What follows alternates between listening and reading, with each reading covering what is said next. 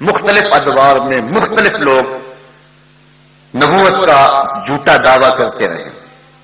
اللہ کے محبوب علیہ السلام نے ارشاد فرمایا سیکون فی امتی کذابون ثلاثون کلہم یزعم انہ نبی وانا خاتم النبیین ولا نبی بعدی۔ فرمایا میری امت میں 30 دجال ہوں گے اور سارے یہ کہیں گے، گمان کریں گے کہ میں نبی ہوں۔ فرمایا میں آخری نبی ہوں، میرے بعد کوئی نبی نہیں ہے۔ ان 30 دجالوں میں ایک دجال مرزا قادیانی ہے جس نے جھوٹی نبوت کا ڈھونگ رچایا اور امت کو سخت مضطرب کیا۔ اس صدی کا سب سے بڑا فتنہ مرزا قادیانی کا فتنہ ہے۔ اس کے باپ دادا انگریزوں کے وفادار تھے اور امت کو ٹکڑے ٹکڑے کرنے کے لیے، جسد امت پہ چرکے لگانے کے لیے اور زخم زخم کرنے کے لیے جھوٹی نبوت کا ڈھونگ رچایا گیا۔ ہم تاریخ پڑھتے ہیں تو 3 لوگوں سے انٹرویو لیا گیا لیکن یہ کامیاب ٹھہرا۔ پھر پہلے جو کہتا تھا اے مسلمانوں کی ضروریت کہلانے والوں، دشمن قرآن نہ بنو اور خاتم النبیین کے بعد سلسلہ نبوت جاری نہ کرو، وہ خود قادیان کا رسول بن بیٹھا اور اس نے قادیان کو مکہ اور مدینہ کی طرح کی بستی قرار دے دیا اور اپنی بیویوں کو معاذ اللہ ام المومنین قرار دے دیا اور اپنی ناپاک اولاد کو سادات قرار دیا اور اپنی بیٹیوں کو سیدہ فاطمہ الزہرا کے مثل قرار دیا اور معاذ اللہ اپنے پلیت ماننے والوں کو اس نے جو ہے وہ اصحاب قرار دیا اور اپنے ناپاک خلفاء کو خلفائے راشدین قرار دیا۔ اس طرح اس نے امت کے اندر فتنے بپا کیے اور ناپاک بستیوں کو مکہ اور مدینے کے برابر قرار دیا۔ اللہ تعالیٰ نے اس کے شر سے امت کو محفوظ فرمانا تھا۔ 1840 کے اندر یہ پیدا ہوا اور 1880 سے لے کر 1891 تک حیات مسیح کا منکر رہا۔ اس کے بعد پھر اس نے ملہم من اللہ ہونے کا اعلان کر دیا، مسیح موعود ہونے کا اعلان کر دیا، مہدی موعود ہونے کا اعلان کر دیا۔ 1890 میں پیر مہر علی شاہ رحمۃ اللہ تعالی علیہ حج پہ گئے۔ حضرت حاجی امداد اللہ مہاجر مکی علیہ رحمہ سے وہاں ملاقات ہوئی۔ پیر صاحب کو دیکھ کر فرمانے لگے پیر صاحب آپ حج پہ آئے ہوئے ہیں، واپس جائیں، ہندوستان میں ایک فتنہ اٹھنے والا ہے جس کی سرکوبی آپ کریں گے۔ اور حضرت پیر صاحب فرماتے ہیں میں سویا خواب میں حضور کی زیارت نصیب ہوئی اور آقا کریم علیہ السلام نے فرمایا کہ تعویلات فاسدہ کے مقراض سے قادیان کا دجال میری حدیثوں کے ٹکڑے کر رہا ہے اور تم یہاں بیٹھے ہوئے ہو۔ تو حضرت پیر صاحب فرماتے ہیں کہ میں آیا اور آ کر کے جو ہے اس کی خبر لی۔ اعلی حضرت امام اہل محبت نے سب سے پہلے مرزا قادیانی کے حفوات پر کفر کا فتویٰ دیا اور 5 رسائل لکھے اور پیر صاحب نے شمس الہدایہ کے نام سے ایک کتاب لکھی۔ پھر مرزا قادیانی نے اس کے جواب کے اندر شمس بازرہ کے نام سے اپنے ایک مرید اور خلیفے سے کتاب لکھوائی۔ پیر صاحب نے اس کے مقابلے میں پھر سیف چشتیائی لکھی۔ آج تک اس کے کئی ایڈیشن چھپ چکے ہیں، مرزائیوں کو آج تک اس کتاب کے جواب دینے کی ہمت پیدا نہیں ہوئی۔ یہ حضرت پیر مہر علی شاہ صاحب کی زندہ کرامت ہے کہ آج تک سیف چشتیائی کا جو ہے وہ جواب نہیں ہو سکا ہے۔ مرزا قادیانی نے جب 1901 میں نبوت کا اعلان کیا، پہلے وہ مسیح مسیح بنا، مہدی موعود بنا، ملہم من اللہ بنا، کئی اس نے رنگ بدلے، ذلی، بروزی، غیر تشریع نبی، امتی نبی، کئی روپ دارے۔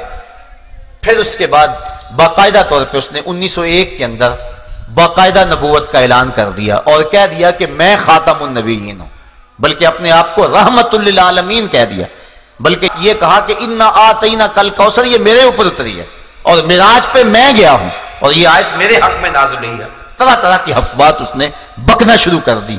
وہی شخص جو پہلے کہتا تھا کہ اے مسلمانوں دشمن قرآن نہ بنو اور قرآن کا مقابلہ نہ کرو، نبوت کا دروازہ نہ کھولو، اب خود ہی کھول کے بیٹھ گیا اور خود کہا کہ جس کے کلام میں تناقض ہوگا وہ جھوٹا ہوگا، اور اپنے جھوٹ کو خود ہی اپنے عمل سے ثابت کر رہا ہے۔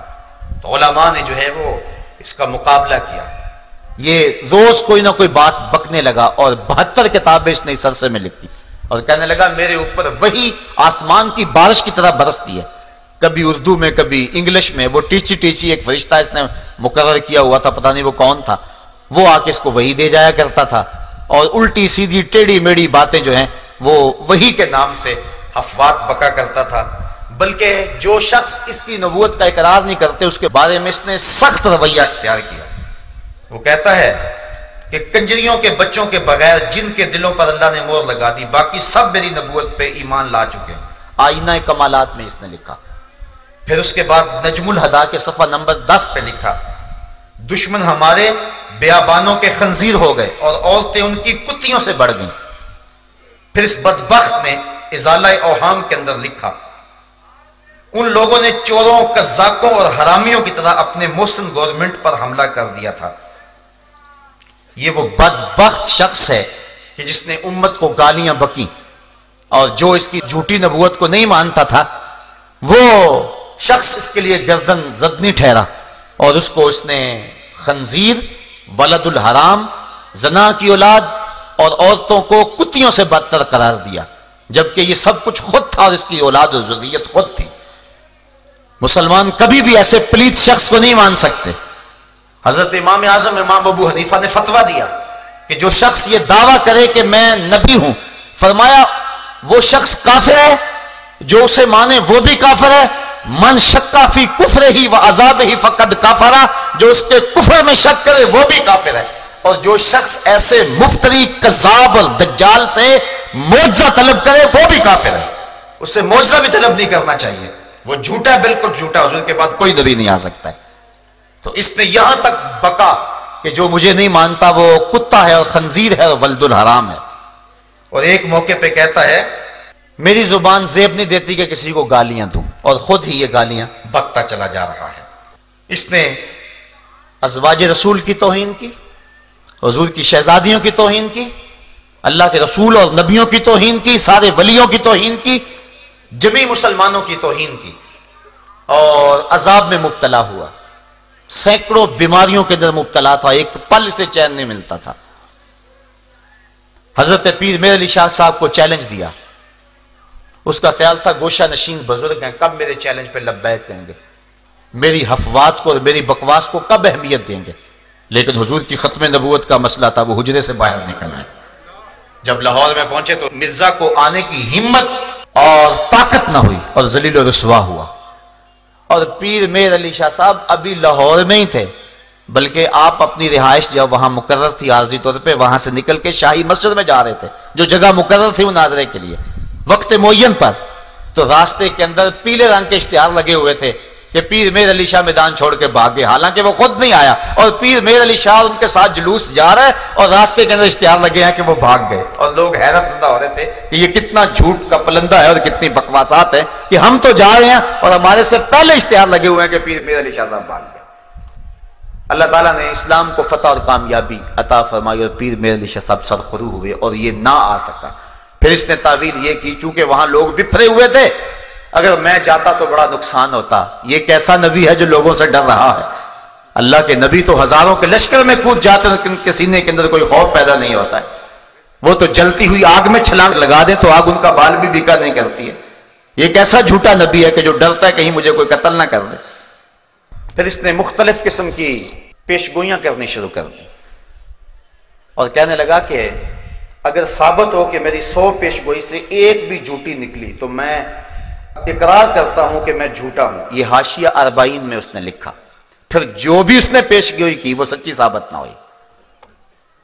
ہوا اس طرح کہ 1891 میں اس کا ایک قریبی عزیز تھا احمد بیگ، اس کی ایک بیٹی تھی محمدی بیگم، اس پہ اس کی نظر پڑ گئی اور پھر اس نے اپنی طرف سے من گھڑت وہی گڑی کہ محمدی بیگم کا میرے ساتھ نکاح قرار پا گیا ہے اور ہر صورت میں وہ میرے نکاح میں آئے گی. اور یہ اس نے احمد بیگ ہوشیار پوری کو خط لکھا. لیکن وہ ایسے بدبخت سے اپنی بیٹی کا نکاح کیسے کر سکتے تھے؟ جب بات نہ بنی تو اس نے پھر خط لکھا کہ اگر تم نے محمدی بیگم کی کسی جگہ شادی کی تو جس مرد کے ساتھ شادی کرو گے 2.5 سال کے اندر اندر وہ مر جائے گا، اور اس کا باپ بھی 3 سال کے اندر اندر مر جائے گا، اور یہ سخت اذیت کی زندگی یہ جو 2.5 سال ہوں گے گزارے گی، پھر اس کے بعد میرے نکاح میں آئے گی۔ تو جب آخر میں میرے نکاح میں آنا ہے تو ابھی میرے نکاح میں سے دے دو۔ انہوں نے اس کی کسی بات کی پرواہ نہ کی، اور سلطان بیگ نامی ایک شخص سے مئی 1891 میں محمدی بیگم کی شادی کر دی۔ اب یہ سخت پریشان ہوا، اس کے والدین کو لالچ بھی دیا کہ میں باغ کا 1/3 حصہ تمہیں دے دوں گا، بہت کچھ ہوا، بلکہ جو احمد بیگ کی ہمشیرہ تھی اس کی بیٹی مرزا کے بیٹے کے ساتھ بیاہی ہوئی تھی، اس نے یہ بھی دھمکی دی کہ میں جو ہے وہ اس کو طلاق دلوا دوں گا، اور اگر میرے بیٹے نے طلاق نہ دی تو اس کو اپنی جائیداد سے آگ کر دوں گا، لیکن یہ دھمکی بھی نہ چلی۔ تو اس طرح اس نے کہا تھا 2.5 سال اس کا خاوند نہیں جی سکتا۔ اللہ کی توفیق سے محمدی بیگم کا خاوند نکاح کے بعد مسلسل 40 سال تک زندہ رہا، اور محمدی بیگم 58 سال تک زندہ رہی، اور اس کا باپ بھی 20 سال زندہ رہا۔ اب مرزا پھر پریشان ہو گیا کہ میری پیش گوئی تو خراب ہوگی اور میرے ماننے والے کہیں لڑکھڑا نہ جائیں۔ اس نے ایک ہیلا کیا کہ 2 بکریاں کہیں سے منگوائیں اور ان کو ذبح کیا، کہا یہ محمدی بیگم کے شوہر اور اس کے باپ کی جگہ پہ میں نے قربان کی ہیں، وہ نہیں مرے تو ان کی جگہ پہ میں نے ان کو قربان کیا ہے۔ لیکن اس کے جھوٹے معتقد پھر بھی اس کو نبی مانتے رہے، لیکن اس نے کہا کہ اس کے باوجود ایک وقت آئے گا کہ محمدی بیگم میرے نکاح میں آئے گی، ہمارا نکاح آسمان پہ ہو گیا ہوا ہے۔ لیکن پھر وہ مر گیا، لیکن محمدی بیگم بعد میں بھی عرصہ دراز زندہ رہی اور اس ظالم کے نکاح میں نہ آئی۔ تو اس کی یہ جھوٹی پیش گوئی بھی جو ہے وہ لوگوں کے سامنے آ گئی۔ 1893 میں ڈپٹی عبداللہ آتھم ایک عیسائی پادری تھا، اس کے ساتھ اس نے 15 دن کے لیے مسلسل مناظرہ کیا۔ جب بات نہ بنی، تسلیس کے عنوان سے گفتگو تھی، تو اس نے پیشین گوئی کی کہ جو ہے وہ 15 ماہ کے اندر اندر یہ حاویہ میں چلا جائے گا، یعنی مر جائے گا اور جہنم رسید ہو جائے گا۔ پھر اس کے بعد دن گنے جانے لگے، جب صرف 14 دن رہ گئے تو اس نے منشی رستم کو خط لکھا جو اس کا معتقد خاص تھا کہ ڈپٹی آتھم فیروز پور میں موجود ہے اور ابھی تندرست طرح سے ہوا بھی کچھ نہیں، تو کہیں ایسا نہ ہو کہ ہماری جو پیشین گوئی ہے وہ خراب ہو جائے اور لوگ تماشا اڑائیں اور عیسائی خوش ہوں، تم دعا کرو کہ پیش گوئی پوری ہو جائے۔ نبی ترلے کر رہا ہے امتی سے کہ تم دعا کرو۔ کتنا بدبخت نبی ہے، جھوٹا نبی، کذاب نبی، دجال نبی۔ پھر اس کے بعد بات نہ بنی، صرف 1 دن رہ گیا اور آتھم عیسائی پادری اچھا بھلا پھر رہا ہے، تو پھر اس نے عبداللہ سنوری اور میاں حامد علی کو چنے دیے۔ رات کو گھبرایا ہوا تھا مرزا، کہنے لگا 1 دن رہ گیا، اگر نہ مرا تو بڑی پریشانی ہوگی، ہماری جماعت کے لوگ ہم سے ٹوٹ جائیں گے۔ تو اس نے جو ہے وہ اس کو چنے دیے، کہا کہ ان کے اوپر فلاں فلاں پڑھو اور رات کی تاریکی میں شمال جانب قادیان سے ایک اندھا کنواں ہے اس کے اندر پھینک آؤ، اور واپس پلٹ کے نہیں دیکھنا، بلکہ خود بھی گیا اور واپس دوڑ لگا دی، اور اگلے دن منتظر رہے کہ آتھم مر جائے، لیکن آتھم نہ مرا۔ 6 ستمبر 1894 کے اندر انہوں نے بڑے بڑے اشتہار چسپاں کیے جس کے اندر مرزے کو جھوٹا بتایا گیا، تو وہ تو نہ مرا، الٹا یہ ہو گیا کہ کئی مسلمان جو ہیں وہ عیسائی ہو گئے، بالخصوص جنہوں نے وہ مناظرہ رکھا ہوا تھا وہ 3 لوگ جو ہیں وہ عیسائی ہو گئے۔ اس طرح اس نے جو ہے وہ اسلام کو بھی رسوا کیا اور خود بھی رسوا ہوا۔ پھر اس نے ایک نئی پیش گوئی گھڑی، کہنے لگا کہ 1887 کے اندر میرے ہاں ایک بیٹا پیدا ہوگا جو بڑا متبرک اور بابرکت ہوگا، اور اس کی بڑے فضائل بیان کیے۔ لیکن پھر 1887 کے اندر بیٹے کی بجائے بیٹی پیدا ہو گئی، اب پریشان ہو گیا۔ پھر اس کے بعد کہنے لگا میں نے یہ نہیں کہا تھا کہ ابھی پیدا ہوگا، 9 سال کے اندر اندر پیدا ہو سکتا ہے۔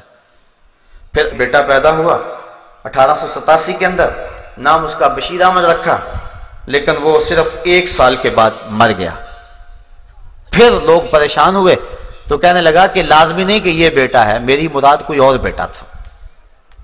پھر اس کے بعد 1899 میں ایک بچہ پیدا ہوا اس واقعہ کے 12-13 سال بعد، اور پھر اس پر بڑی خوشی منائی گئی، اس کا نام مبارک رکھا گیا، اور اس طرح کہا گیا کہ یہ وہی بیٹا ہے جس سے بڑی برکتیں ظاہر ہوں گی۔ اللہ کا کرنا ہوا 1907 کے اندر وہ بچہ بخار میں مبتلا ہو گیا، 9 دن تک مسلسل بخار رہا۔ اب اس کے بارے میں بڑی پیشگوئیاں کی ہوئی تھی، اب وہ قریب المرگ ہو گیا۔ حکیم نور الدین کو بلوایا گیا جو اس کا بعد میں خلیفہ بھی بنا، تو مرزا نے دیکھا تو اس کی چونکہ نبض ٹھنڈی ہو گئی تھی تو جسم کی گرمی کم ہو گئی، تو اتنی دیر تک حکیم نور الدین آ گیا، اس نے نئی وحی گھڑ لی، کہنے لگا کہ مجھے ابھی ابھی وحی آئی ہے کہ مبارک کا بخار اتر گیا۔ تو حکیم نور الدین نے آگے بڑھ کے جب نبض پہ ہاتھ رکھا تو نبض اتر چکی تھی، کہنے لگا حضرت یہ تو جا رہا ہے، رخصت ہو رہا ہے، آپ جلدی سے کستوری لائیں۔ وہ کستوری لینے گئے تو ابھی وہ دروازہ کھول ہی رہے تھے، تالا کھول ہی رہے تھے کہ بڑی حسرت سے حکیم نور الدین نے کہا کہ حضرت اس کی تو روح پرواز کر گئی ہے۔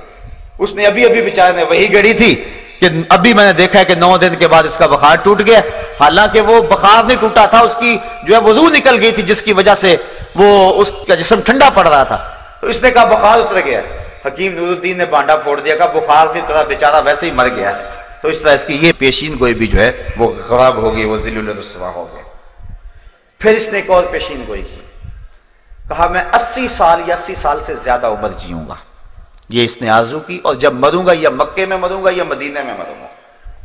لیکن پھر 26 مئی 1908 کو برانڈ رٹ روڈ لاہور احمدیہ بلڈنگ کے اندر لیٹرین کے اندر انتہائی ذلت کی موت مرا، اور 69 سال کی عمر میں مرا، جبکہ اس نے 80 سال سے زائد عمر کی پیشین گوئی کی تھی۔ کم از کم 11 سال اپنی پیشین گوئی سے پہلے ہی مر گیا۔ نہ مکے میں موت آئی نہ مدینے میں موت آئی، ایسے پلیتوں کو مدینے میں موت تو نہیں آیا کرتی تھی۔ باتھ روم کے اندر جو ہے وہ اسے موت آئی۔ جب پیدا ہوا، خود اس کا بیان ہے مرزا قادیانی کا، کہتا ہے کہ میرے ساتھ ایک لڑکی پیدا ہوئی جس کا نام جنت تھا، وہ میرے سے پہلے پیدا ہوئی اور میرا سر اس کی ٹانگوں میں تھا، ذلیل ہو کے پیدا ہوا اور مرا بھی تو ذلیل ہو کے۔ اس طرح جھوٹی نبوت کا یہ دعوے دار ذلیل و رسوا ہو کر آن جہانی ہو گیا اور اس دنیا سے چلا گیا، اور ذلت اور کمینگی کی زندگی بسر کر کے جو ہے، لیکن امت کے ایک بہت سارے طبقے کو اذیت میں مبتلا کر گیا اور ان کو دکھ دے گیا، ساتھ کتنے لوگوں کا ایمان خراب ہو گیا۔ 102 سال ہو گئے اس ظالم کو مرے ہوئے، لیکن اس کے باوجود بھی آج ہزاروں کی تعداد کے اندر اس جو ہے وہ ٹیڑے میڑے دین کو، جس کی کوئی ٹانگ اور کوئی ہاتھ اور کوئی پیر ہی نہیں ہے، اس کو ماننے والوں کی ایک تعداد ہے۔ اصل بات یہ ہے کہ جہاد کو ختم کرنے کے لیے اور انگریز کی وفاداری کے لیے، اس کی حکومت کے استحکام کے لیے یہ سارا ڈرامہ رچایا گیا تھا، اور پھر وہ اپنے آقاؤں کی گود میں جا بیٹھا۔ مرزا طاہر بھی، مرزا مسرور بھی، سارے جو ہے وہ ان کی گود میں بیٹھے اور ان کی ایٹ پہ یہ پل رہے ہیں، اور آج بھی لوگوں کو دولت اور بیرون ملک کا لالچ دے کر کے وہ اسلام اور دین سے منحرف کرتے ہیں۔ ایک محتاط اندازے کے مطابق پاکستان کے اندر 1 سال کے اندر 10,000 لوگ مرزئی ہو جاتے ہیں، جو بیرون ملک کے چکر کے اندر اپنے آپ کو مرزئی لکھ دیتے ہیں۔ مرزئی ختم نبوت کا باغی ہے، مرزئی رسول اللہ کا دشمن ہے۔ کل قیامت کے دن کیا جواب دیں گے رسول کریم کے سامنے کہ چند ٹگوں کے لیے اپنے آپ کو مرزئی لکھ دیا۔ بعض لوگ کہتے ہیں چلو جی ہم جا لیں پھر اس کے بعد صحیح ہو لیں گے۔ یہ گکھڑ میں ایسا واقعہ ہوا، 4-5 سال ہوئے ہیں، ایک شخص نے مرزئی لکھا، پھر مہلت نہ ملی، موت آ گئی، پھر مسلمانوں نے قبرستان سے بھی نکال کے باہر پھینک دیا، نہ خدا ہی ملا نہ وصال صنم، نہ ادھر کے رہے نہ ادھر کے رہے۔ دنیا پہ بھی رسوائی اور آخرت کا بھی عذاب علیم۔ صاحبوں کبھی بھی ٹگوں پہ، پیسوں پہ، دولت پہ، اقتدار پہ اپنے ایمان جیسی متاع عزیز کا سودا نہ کرو۔ سب سے قیمتی متاع ہمارا ایمان ہے۔ لاکھوں کروڑوں اربوں کھربوں لوگ بھی قدموں میں ڈال دیں، ہمارے نبی نے فرمایا تھا یا عمی لو وضع الشمس فی یمینی والقمر علی یساری، اے چچا اگر چاند کو میرے دائیں ہاتھ میں رکھ دیں اور سورج کو بائیں ہاتھ میں رکھ دیں، جہان بھر کے خزانے میرے قدموں میں ڈھیر کر دیں، محمد بتوں کو پھر بھی جھوٹا ہی کہتا رہے۔ یہ کیا ہوا چند ٹگوں کے لیے لوگ دین بدل رہے ہیں؟ مرزئی ختم نبوت کا باغی ہے، اس سے اپنے آپ کو دور رکھیں۔ بعض لوگوں کو بڑی ہمدردی پیدا ہو جاتی ہے، جی ان سے بائیکاٹ کریں گے، ترس آتا ہے، وہ بھی ہمارے معاشرے کے لوگ ہیں۔ تمہیں دھوپ میں جلتے بلتے بچوں پہ ترس نہیں آتا جو بسوں میں پانی بیچ رہے ہیں اور کنڈکٹروں کے دھکے کھا رہے ہیں؟ ان 8 اور 10 سال کے بچوں پہ جو ہوٹلوں پہ برتن مانج رہے ہیں، کبھی ان پہ ترس نہیں آیا؟ ہوٹلوں کے پچھواڑے پہ جو سر جھکائے لائنوں میں بچہ کھچا لینے کے لیے کھڑے ہوئے، کبھی ان پہ ترس نہیں آیا تمہیں شاتمان رسول اور ختم نبوت کے باغیوں پہ ترس آتا ہے؟ ایک شخص نے حضرت عائشہ رضی اللہ تعالیٰ عنہ کی توہین کی، رات کو خواب میں حضور کو دیکھا، آقا نے رخ پھیر لیا، حضور فرمائے میری زوجہ کے بارے بات ہو اور تو کوئی بات ہی نہ کرے؟ کہنے لگا ما قدر، تو میرے میں طاقت نہیں تھی، میں کمزور تھا، بات نہیں کر سکا۔ فَأَوْمَا إِلَى سَبَابِهِ وَالْوُسْطَى، حضور نے اس انگلی اور اس انگلی سے اشارہ اس کی آنکھوں کی طرف کیا، إِلَىٰ عَيْنَيْهِ فَلَمَّا اسْتَيْقَظَ فَهُوَ أَعْمَىٰ، جب صبح اٹھا تو اندھا ہو چکا تھا۔ کہ میری زوجہ کے بارے میں کوئی بد زبان منہ کھولے تو اس کتے کی زبان کھینچ کیوں نہیں دی ہے؟ تو آج ختم نبوت کے باغی بھونک رہے ہیں اور رسول کریم کو سری گالیاں دیتے ہیں، اور صحابہ رضوان اللہ علیہ مجمعین کو سری گالیاں دیتے ہیں، وہ اپنی ناپاک اور اپنی گندی اولاد کو حضور کی اولاد کے مشابہ قرار دیتے ہیں۔ ان کی افواہات سے اپنے آپ کو بچائیں اور اپنے ایمان کی حفاظت کریں، اور اگر کسی محلے بستی میں اگر کوئی ایسا شخص ہے اس سے قطعاً بائیکاٹ کریں۔ کل قیامت کے دن تمہیں رسول اللہ اپنی رضا اور اپنی مرضی کا نور نصیب فرمائیں گے، اور اگر تم کسی مرزائی سے تعلق رکھو گے تو گنبد خضرا میں حضور کا دل دکھے گا کہ وہ تو ڈاکہ ڈالنے والے ہیں قصے نبوت پہ، اور تم ان کو اپنی باہوں میں لے رہے ہو۔ مسلمانوں کو غیرت کا درس دیا ہے اور غیرت کا سبق سکھایا ہے۔ صاحبو آؤ اپنی زندگی کو اچھائی کا حسن دے لیں اور اپنے ایمان کی پوری طرح سے حفاظت کریں۔ وآخر دعوانا ان الحمدللہ رب العالمین۔ آفاق کے ہر گوشے میں قرآن سنا کر دم لینا، اب رکنا نہیں، اب تھمنا نہیں، فردوس میں جا کر دم لینا،